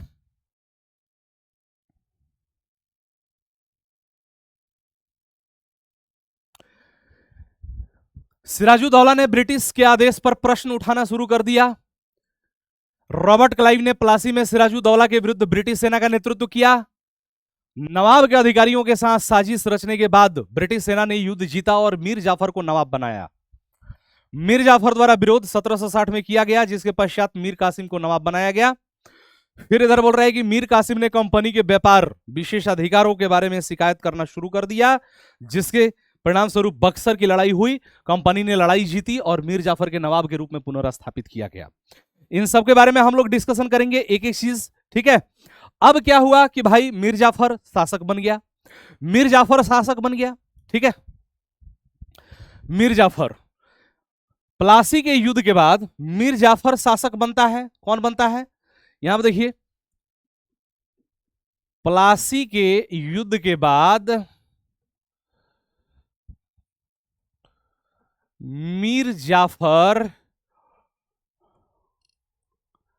शासक बनता है। क्या बनता है? तो मीर जाफर शासक बनता है, यानी कि Mir Jafar became the ruler. Mir Jafar became the ruler after the battle of Plassey, ठीक है। प्लासी के युद्ध के बाद कौन? तो मीर जाफर शासक बनता है। बंगाल की लूट भयंकर तरीके से शुरू हो गई, ठीक है, भयंकर तरीके से। एक बंगाली लेखक है नवीन चंद्र सेन, वो कहते हैं कि प्लासी के युद्ध के बाद बंगाल के लिए एक शाश्वत काली रात की शुरुआत हो जाती है। जिसको जैसे मन किया, जिस अधिकारी को जैसे मन किया, भयंकर तरीके से लूटपाट किया। अरे बात समझ में? लेकिन अब मीर जाफर जो है, अंग्रेजों की मांग को करते करते, पूरा करते करते इसका खजाना खाली हो गया, लेकिन अंग्रेजों की इच्छा जो है वो नहीं भरी, या अंग्रेजों की मांग नहीं समाप्त हुई। अब अंग्रेज फिर से क्या चाहते थे कि मीर जाफर को हटा करके, मीर जाफर को हटा करके मीर कासिम को शासक बनाना चाहते थे, ताकि मीर कासिम भी क्या करेगा? तो इनको कई सारी सुविधाएं देगा। यानी कि अंग्रेजों ने क्या किया? तो अंग्रेजों ने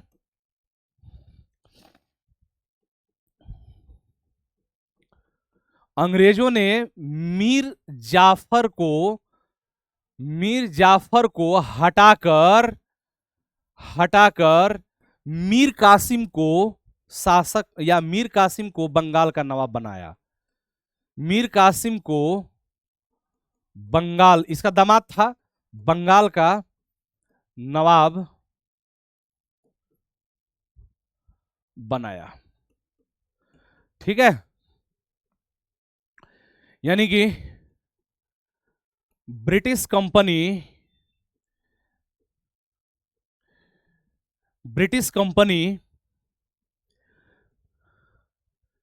made Mir Qasim the nawab of Bengal, the nawab of Bengal,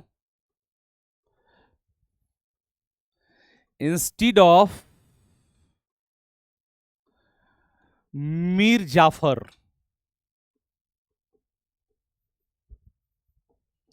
Mir Jafar. ठीक है, मीर जाफर के जगह पे कौन बना? मीर कासिम बना। ठीक है, इसने अंग्रेजों को बंगाल के क्षेत्र की जो 2-3 गांव थे, सुतानाती, कालीकत और गोविंदपुरी, उसकी जमींदारी दे दी इसको। आ रहा बात समझ में? जमींदारी दे दी, बोली कि ठीक है आप जमींदारी लीजिए, मीर कासिम। लेकिन इसने मुर्शिदाबाद से अपनी राजधानी को स्थानांतरित करके मुंगेर कर लिया। आ रहा बात समझ में? यानी कि इसने अपनी राजधानी, ताकि वो मतलब कि जो ईस्ट इंडिया कंपनी है उसके षड्यंत्र से ये दूर रह सके, इसने क्या किया? तो अपनी राजधानी को मुंगेर स्थानांतरित कर लिया। ये देखिए, मीर जाफर को क्या कहा जाता है? क्लाइव का गीदड़ कहा जाता है। यहां पे ध्यान से देखिएगा, मीर जाफर को क्लाइव का क्या कहा जाता है? तो क्लाइव का गीदड़, गीदड़ कहा जाता है, गीदड़ कहा जाता है। ठीक है, यानी कि Mir Jafar is known as fox of Clive. ठीक है, क्लाइव का गीदड़ कहा जाता है, इस बात को नोट कर लीजिएगा। मीर कासिम जो था, मीर कासिम एक योग्य शासक था, यानी कि वो मतलब कि स्वतंत्रता से, जैसे मीर जाफर एक पपेट जो था, कठपुतली जो शासक था, उस तरीके से मीर जाफर नहीं था। मीर जाफर जो था, सॉरी, मीर जाफर की तरह कठपुतली शासक मीर कासिम नहीं था। तो मीर कासिम एक महत्वाकांक्षी शासक था। क्या था? तो मीर कासिम एक महत्वाकांक्षी शासक था, इस बात को ध्यान से लिख लीजिएगा। क्या था? तो महत्वाकांक्षी शासक था। ठीक है, यानी कि Mir Qasim was a ambitious, Mir Qasim was a ambitious ruler. Mir Qasim क्या था? तो एक महत्वाकांक्षी शासक था, इस बात को ध्यान रखिएगा। मीर कासिम क्या था? महत्वाकांक्षी शासक था, और ये स्वतंत्रता पूर्वक शासन करना चाहता था। ये नहीं चाहता था कि इसके शासन के बीच में कंपनी इंटरफेयर करे, या कंपनी का किसी भी तरीके से कोई इंटरफेरेंस हो। इसीलिए इसने मुर्शिदाबाद से अपनी राजधानी मुंगेर स्थानांतरित कर ली। इसने मुर्शिदाबाद से, ठीक है, मुर्शिदाबाद से अपनी राजधानी कहां पे? तो अपनी राजधानी मुंगेर स्थानांतरित कर ली। ठीक है, मुंगेर स्थानांतरित कर ली, स्थानांतरित कर ली। ठीक है, यानी कि transferred his capital from Murshidabad to Munger, transferred his capital from Murshidabad to Munger. अब यहां पे एक चीज और ध्यान से देखिएगा, राजधानी स्थानांतरित कर ली, लेकिन अंग्रेज इससे भी संतुष्ट नहीं थे। अंग्रेजों की मांगों को मांग मतलब पूरा कर करके ये थक चुका था, और ये नहीं कर पा रहा था। अंग्रेजों की जितनी डिमांड्स थी, उस डिमांड्स को ये पूरा नहीं कर पा रहा था। अंग्रेजों ने फिर से इसके ऊपर दबाव बनाना शुरू कर दिया। अब इससे अंग्रेज घृणा करने लगे थे। इसी बीच में, ठीक है, इसी बीच में दस्तक का दुरुपयोग का मामला सामने आता है। क्या आता है? दस्तक के दुरुपयोग का मामला सामने आता है, इस बात को ध्यान रखिएगा। क्या आता है? दस्तक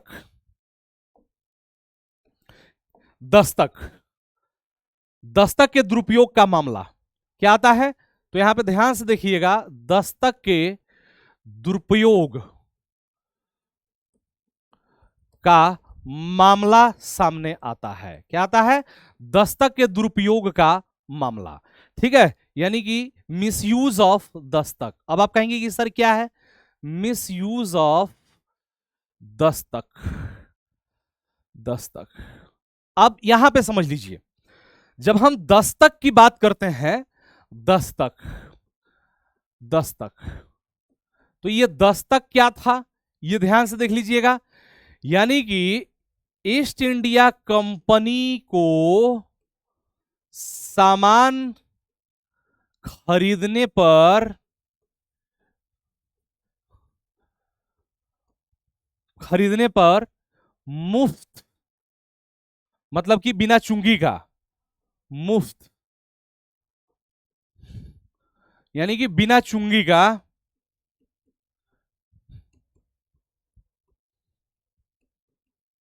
आवाजाही का अधिकार, आवाजाही का अधिकार, ठीक है। यानी कि फ्री ट्रेड राइट था ये फॉर ईस्ट इंडिया कंपनी। समझ लीजिएगा, इसको अभी मैं समझाऊंगा। Free trade right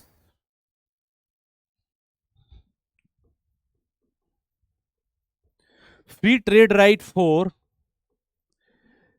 east India company goods. आ रहा बात समझ में? अब ये देखिए, कोई भी शासक, जब ब्रिटिशर्स जब आए जहांगीर के समय में, उन्होंने यहां पे व्यापार करने का अधिकार मांगा, विनती किया, तो जहांगीर ने बोला कि ठीक है, अब व्यापार कीजिए, कोई दिक्कत नहीं है। आ रहा बात समझ में? तो ये सब जब अधिकार उनको मिल गया, तो अब उस अधिकार को देने के पीछे शासक की क्या मंशा है भाई? तो शासक की मंशा यह है कि अगर ये व्यापार करेंगे, यहां से वस्तुओं को खरीद करके ले जाएंगे और ले जाकर के यूरोप में बेचेंगे, तो जो वस्तु यहां से खरीदेंगे, तो खरीदने के बदले ये सोना चांदी देंगे या जो भी मुद्रा देंगे। तो इससे क्या होगा कि हमारे देश का जो प्रोडक्शन है, एक तो प्रोडक्शन बढ़ेगा, प्रोडक्शन बढ़ने के साथ ही साथ यहाँ के लोगों को रोजगार मिलेगा, क्राफ्ट, हैंडीक्राफ्ट और इन सब का विकास होगा। और ये विकास जो है वो क्या करेगा, तो वो मतलब कि उससे लोगों की आय, रोजगार, ये सारी चीजें बढ़ेगी। तो अब इनको माल थोड़ा सस्ता पड़े, अब यहां से यूरोप लेकर के जाना है, हाँ सस्ता पड़े वो ठीक है, लेकिन उससे फायदा तो इंडियंस को ही होगा ना। इसीलिए राजे महाराजे जो थे, इन लोगों को व्यापार करने का अनुमति दे देते थे। तो अब ईस्ट इंडिया कंपनी को यह अधिकार मिला हुआ था कि जो आप माल खरीदेंगे यहां से यूरोप ले जाने के लिए, वो माल जो है आप दस्तक दिखा करके बिना चुंगी का, मतलब बिना चुंगी पेड किए आप ले जाकर के अपने फैक्ट्री में रख सकते हैं, और फिर यहां से आपको जहां ले जाना है ले जाइए। तो अब उनको सरकार को टैक्स नहीं, नवाब को टैक्स नहीं देना पड़ता था, चुंगी नहीं देना पड़ता था दस्तक दिखा करके। लेकिन यह अधिकार सिर्फ और सिर्फ ब्रिटिश ईस्ट इंडिया कंपनी के ही खरीद पर था। लेकिन अब जो उसके अधिकारी थे, जो उसके अधिकारी थे, तो अभी जैसे मान लीजिए कि वर्तमान समय में जितना दरोगा बनने का, एसडीएम बनने का, डीएसपी बनने का जितना क्रेज है, इससे थोड़ा सा भी कम क्रेज उस समय ब्रिटिश ईस्ट इंडिया कंपनी का अधिकारी बनने के लिए नहीं था, इससे ज्यादा क्रेज था। तो अब जो वहां से इंप्लॉई आए ईस्ट इंडिया कंपनी में काम करने के लिए, उन्होंने क्या किया कि बोला कि ठीक है, हम तो ब्रिटिश ईस्ट इंडिया कंपनी के लिए काम कर ही रहे हैं, साथ ही साथ कुछ उपरवार कमा लेते हैं। तो उपरवार कैसे कमा लेंगे? तो भाई जैसे भारतीय व्यापारी जो थे सामान को खरीद करके यहां से वहां बेचते हैं, जैसे व्यापार होता है, तो ठीक उसी तरीके से ये लोग अपने बचे हुए समय में कुछ एक्स्ट्रा वर्क करते थे, यानी कि एक जगह से सामान खरीद करके दूसरे जगह ले जाकर के बेच देते थे, और इसमें इनको कुछ इनकम हो जाता था। समस्या इसका नहीं था कि वो लोग व्यक्तिगत तौर पर व्यापार कर रहे थे, समस्या इसमें ये आ गई थी कि ये लोग व्यक्तिगत व्यापार पे ये दस्तक नहीं दिया गया था, व्यक्तिगत व्यापार के लिए छूट नहीं थी, उसके लिए चुंगी इनको देना पड़ता था, लेकिन ये लोग दस्तक का मिसयूज करने लगे। अब दस्तक दिखा करके बिना चुंगी पेड किए, मतलब अब नवाब को घाटा होने लगा, चुंगी आ ही नहीं रहा है, और ये लोग ले जाकर के सामान बेचने लगे। इस बात को मीर कासिम ने ईस्ट इंडिया कंपनी के सामने कई बार उठाया, लेकिन ईस्ट इंडिया कंपनी इस बात को अनसुना कर देती थी। अब इससे क्या होता था कि इनका माल सस्ता हो जाता था, भारतीयों का माल महंगा हो जाता था। इंडियंस जो व्यापारी थे, इंडियंस व्यापारी भी इस पे शिकायत करते थे, ब्रिटिश ईस्ट इंडिया कंपनी सुनती नहीं थी। दस्तक जो था ये मुगल शासक के द्वारा दिया गया था, इसका दुरुपयोग होने लगा।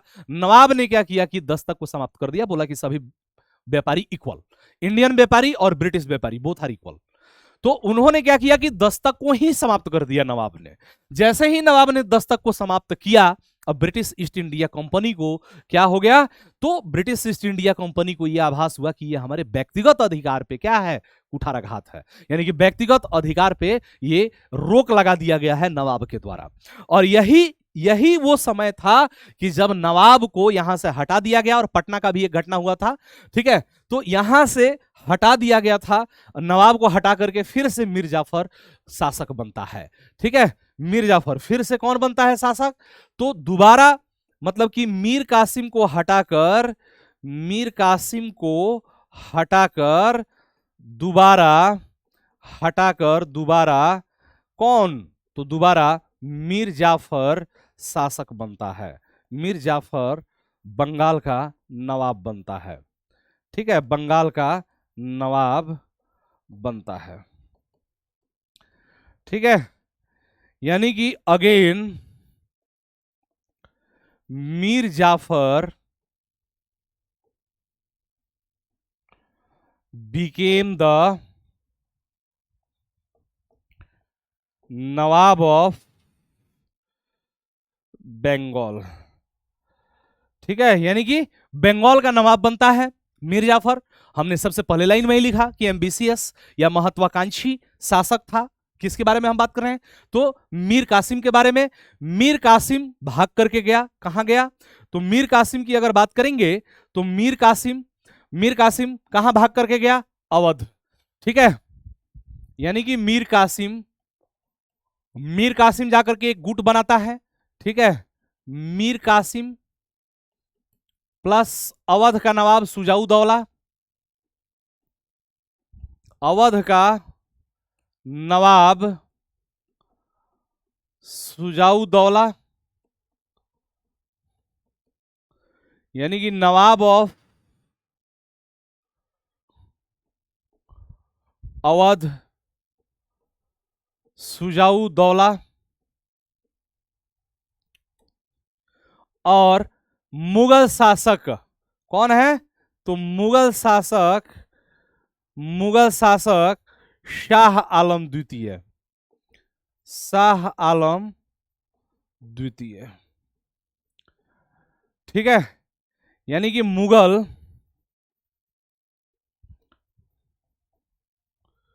रूलर शाह आलम सेकंड, ठीक है। तो शाह आलम द्वितीय हमें दिखाई देता है।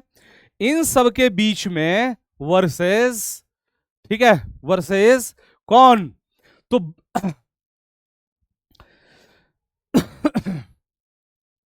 इस समय फिर हमें कौन दिखाई देता है, ब्रिटिश ईस्ट इंडिया कंपनी, ठीक है। हेक्टर मुनरो के नेतृत्व वाली ब्रिटिश कंपनी या ब्रिटिश सेना, ठीक है। यानी कि ब्रिटिश सेना, ब्रिटिश आर्मी अंडर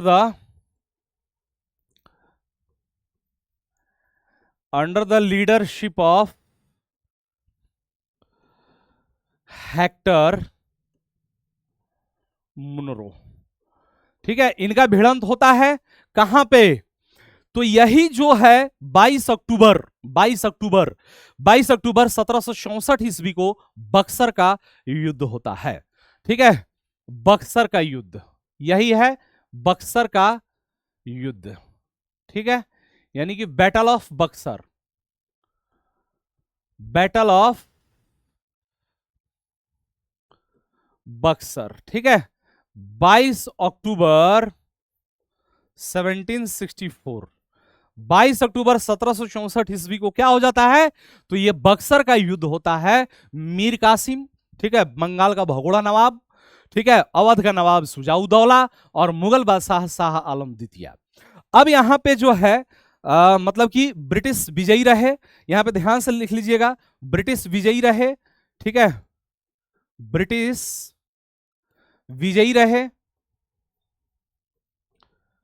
यानी कि Britishers became victorious, Britishers became victorious, यानी कि ब्रिटिश क्या रहे, तो ब्रिटिश जो रहे वो विजयी रहे। इस बात को ध्यान रखिएगा, ब्रिटिश इस युद्ध में जीत जाते हैं। ठीक है, और जब ब्रिटिश जीत जाते हैं तो बक्सर के युद्ध के बाद ये बात बिल्कुल साबित हो जाती है कि हाँ, ठीक है कि क्या, हाँ, अब जो ब्रिटिशर्स के अधीन जो यूरोपीय सेना है वो भारतीय सेना से श्रेष्ठ है और मजबूत है। आ रहा बात समझ में? जब पहली बार जब ब्लैक होल ट्रेजेडी हुआ था उसके बाद अलीनगर की संधि हुई थी, अलीनगर की संधि। ठीक है, और यहां पे बक्सर के युद्ध के बाद क्या होता है, इलाहाबाद की संधि होती है। इलाहाबाद की संधि होती है, इलाहाबाद की संधि होती है 1765 ईस्वी में, 12 अगस्त 1765। ठीक है, यानी कि ट्रीटी ऑफ इलाहाबाद कौन सी संधि होती है, तो यहां पे ध्यान से देखिएगा, treaty of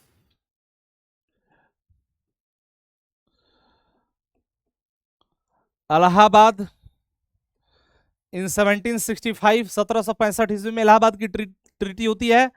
east India company को बंगाल, बिहार और उड़ीसा की दीवानी प्राप्त हो जाती है। दीवानी यानी कि राजस्व वसूली का अधिकार। ठीक है, यहां पर देखिए, बंगाल बिहार और उड़ीसा की दीवानी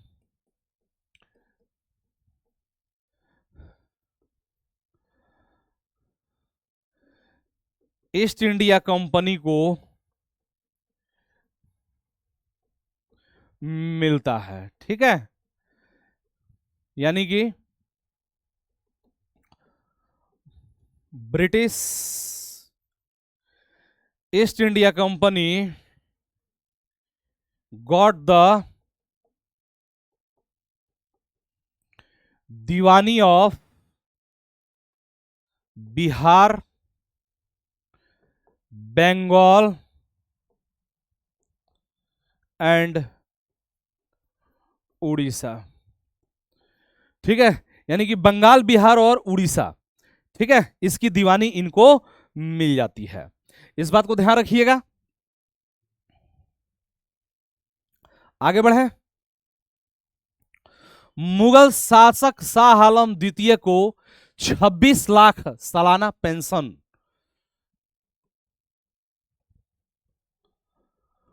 मुगल शासक शाह आलम द्वितीय को 26 लाख सालाना पेंशन, ठीक है, सालाना पेंशन मिलता है। ठीक है, यानी कि Mughal ruler got the early pension of, ठीक है, अर्ली पेंशन ऑफ 26 लाख। ठीक है, और फिर अवध का कुछ क्षेत्र किससे ले लिया जाता है, तो सुजाऊ दौला से कड़ा की जागीरदारी जो है, जो इलाहाबाद कड़ा का जो क्षेत्र है, मतलब अवध का कुछ क्षेत्र ले लिया जाता है। बस ऐसे लिख लीजिए सीधे अपने लिए। ठीक है, सुजाऊ दौला से अवध का क्षेत्र लिया जाता है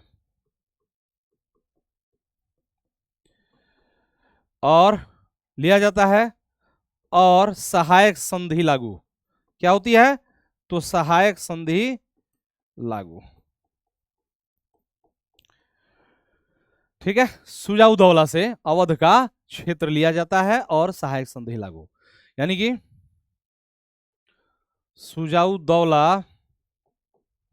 एक्सेप्ट द सब्सिडियरी ट्रीटी। ठीक है, सहायक संधि यहां पे लागू कर दिया जाता है, उससे कुछ क्षेत्र जो है वो छीन लिया जाता है। ठीक है,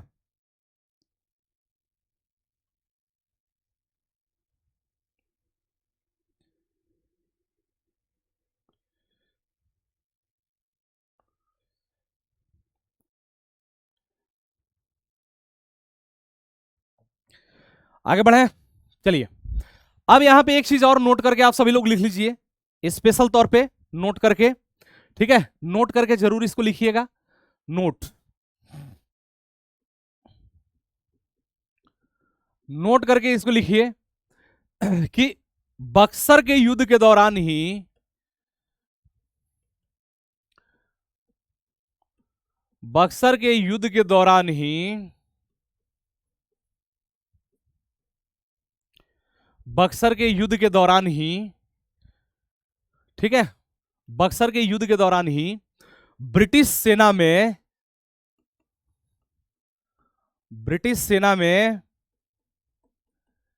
सबसे पहला विद्रोह हुआ था।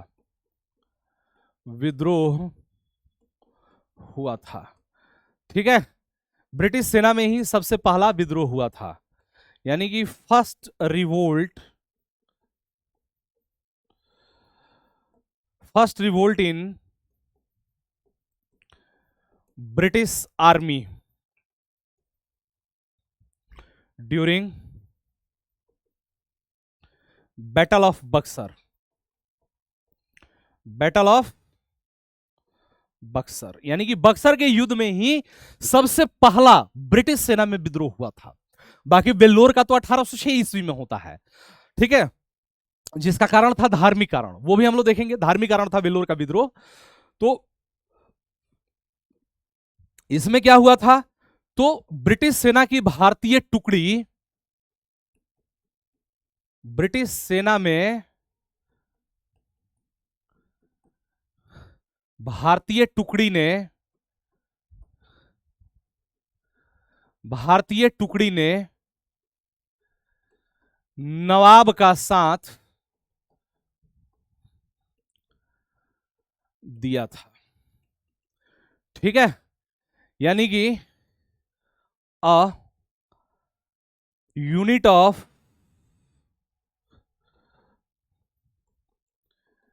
British army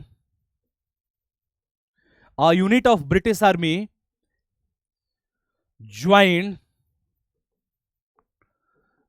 the Nawab army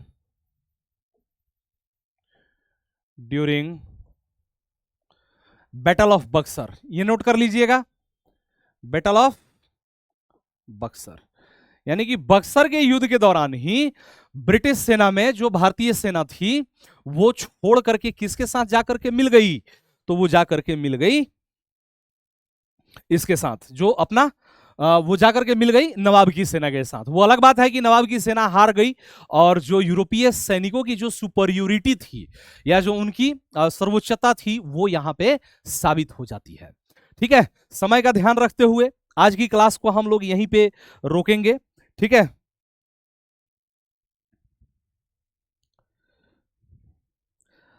बस थोड़ा सा इसमें एक चीज देख लीजिएगा,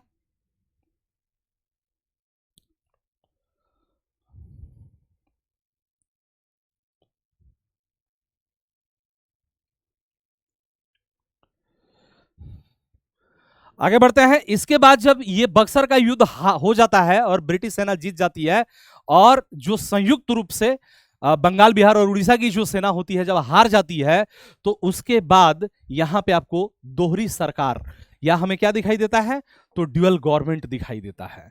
बंगाल, बिहार और उड़ीसा, इसकी दीवानी तो मिल चुकी थी ना, तो इसकी दीवानी तो मिल चुकी थी, लेकिन हमें क्या देखना है, दीवानी तो इनको मिल चुकी थी, ये बात तो बिल्कुल सही है।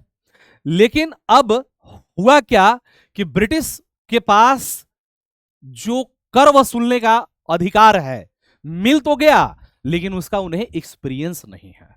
यानी कि उनको एक्सपीरियंस नहीं है कि कैसे हमें करना है और कैसे कर वसूल करना है। अरे बात समझ में? तो अब उन्होंने क्या किया? तो ड्वेल ड्वेल नीति को अपनाया। इस बात को ध्यान रखिएगा, ठीक है? ड्वेल नीति अपनाया, और उसी ड्वेल नीति क्या है?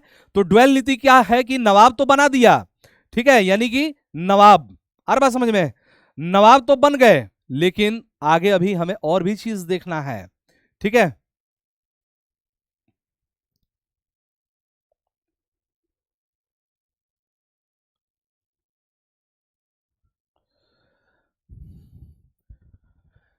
आगे और क्या देखना है?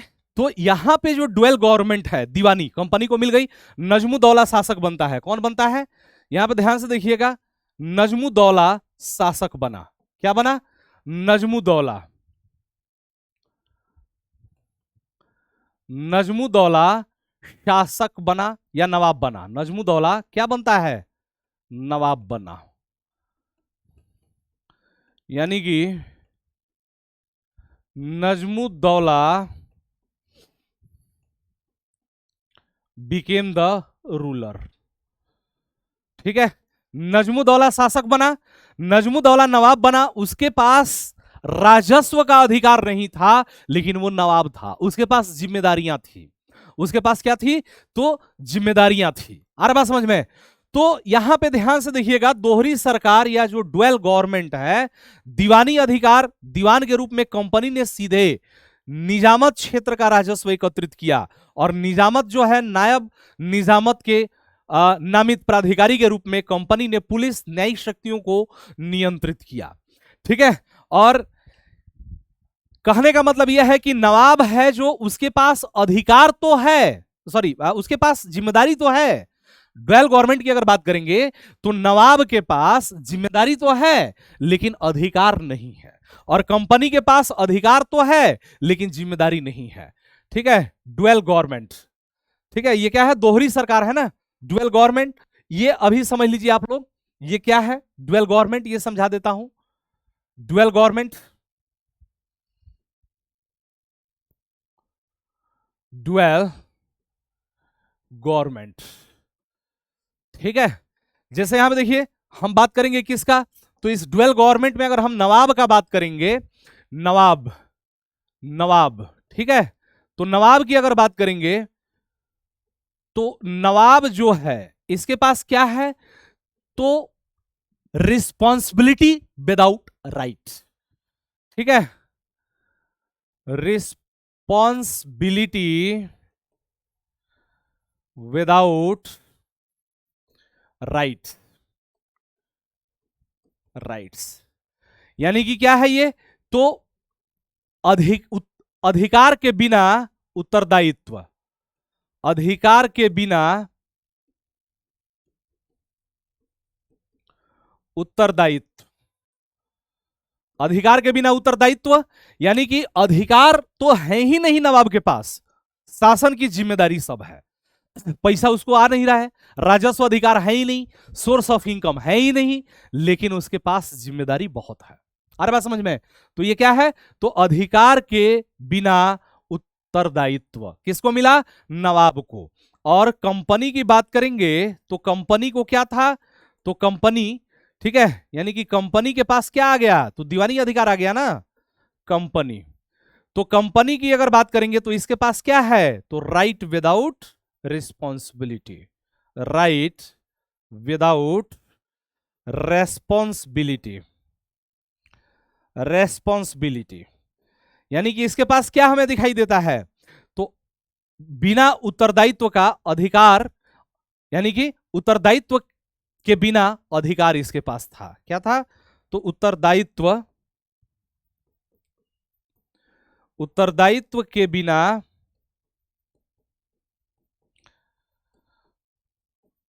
अधिकार था। यानी कि कंपनी के पास राजस्व अधिकार है, कंपनी राजस्व की तो अधिकार मतलब वसूली करेगी ये, यही आगे चल करके हमें दिखाई देता है कि फिर विभिन्न प्रकार के सुधार वगैरह हमें दिखाई देते हैं, रैयतवाड़ी, जमींदारी, महलवाड़ी, ठीक है। लेकिन अभी शुरुआत में दीवानी अधिकार मिल तो गया, लेकिन कंपनी को अभी एक्सपीरियंस नहीं है, ठीक है। राजस्व इसके पास आ रहा है, लेकिन शासन प्रशासन की जिम्मेदारी इसके पास नहीं है। नवाब जो है उसके पास शासन प्रशासन की जिम्मेदारी है, सब कुछ है, लेकिन उसके पास आय का कोई स्रोत नहीं है। तो यही दोहरी सरकार जो है ये किसके द्वारा, तो रॉबर्ट क्लाइव के द्वारा ये लागू किया गया था। आगे चल करके ये 1773 ईस्वी में रेगुलेटिंग एक्ट के माध्यम से इसको समाप्त किया जाता है। रॉबर्ट क्लाइव, ठीक है, कौन है ये, तो रॉबर्ट क्लाइव के द्वारा ये लागू किया गया, इस बात को ध्यान रखिएगा।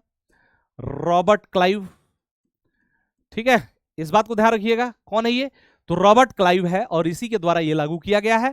आगे चल करके इसको समाप्त किया जाता है। चलिए क्लास को यही फिनिश करेंगे। एक क्वेश्चन मैं दे रहा हूं आप सभी लोगों को, कंपनी को जब दीवानी अधिकार मिल गया, अरे बात समझ में, कंपनी को जब दीवानी अधिकार मिल गया तो उसके बाद कंपनी क्या करेगी, तो कंपनी खुद के पास तो उसके पास उतना क्षमता है नहीं कि वो राजस्व वसूली कर ले बंगाल, बिहार और उड़ीसा का, ठीक है। तो इसके लिए उसने उप दीवान नियुक्त किया। बताने के लिए मैं एक लाइन में बता सकता हूं, लेकिन मैं चाहता हूं कि आप सभी लोग कमेंट करके हमें बताएं, और ऑफलाइन कमेंट करिएगा।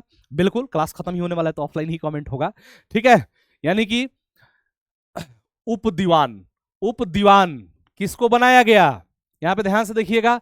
उप दीवान, हम किसकी बात करेंगे, तो उप दीवान किसको,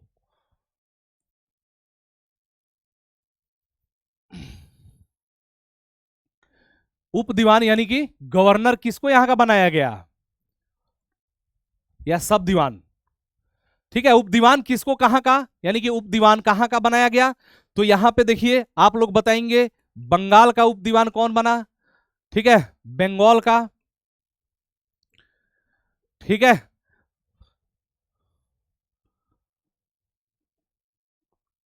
बंगाल का उप दीवान कौन बनता है, बिहार का कौन बना, यहां से क्वेश्चन पूछ सकता है, जरूर आप सभी लोग कमेंट करके हमें बताइएगा, ठीक है। बंगाल, बिहार और उड़ीसा, चलिए नाम भी मैं आप लोगों को दे दूंगा। उड़ीसा, क्या नाम दें या छोड़ दें, नाम छोड़ ही देते हैं। आप लोग हमें कमेंट करके बताइएगा बंगाल का उप दीवान, बिहार का और उड़ीसा का उप दीवान कौन बना, ठीक है दोस्तों। तो फिर आज का जो सेशन है उसको हम लोग यहीं रोकेंगे, इससे आगे हम लोग बढ़ेंगे मैसूर के क्षेत्र में, मैसूर का युद्ध कर लेंगे, सिख, मराठे, ये सब जो है, ये ब्रिटिश कॉन्क्वेस्ट जो भी है वो हम लोग डील कर लेंगे, ठीक है। तो चलिए आज के सेशन को हम लोग यहीं पे रोकते हैं, मिलते हैं अगली क्लास में, तब तक के लिए जय हिंद, जय भारत।